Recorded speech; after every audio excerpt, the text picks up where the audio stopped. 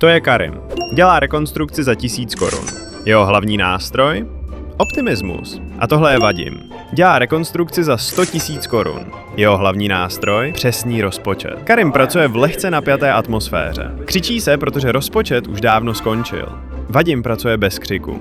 Když je všechno spočítané, nikdo neřve. Vrstva je rovná, nervy klidné. Dokonce i voda se podává na čas. Karim dokončil závěs. Téměř sahá na zem. Když sedíš, perfektní.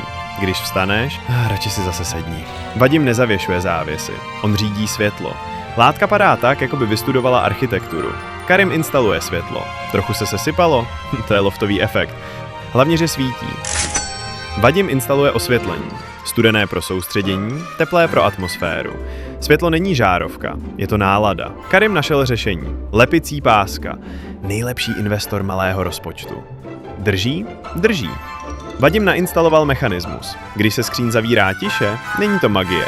Je to výpočet, materiály a ruce, které vědí, co dělají. Rozdíl je slyšet i v tichu. Napište do komentářů, který styl je vám bližší. Karim nebo Vadim. A přesně ten vám zrealizujeme. Volba je na vás. Kvalita je na nás.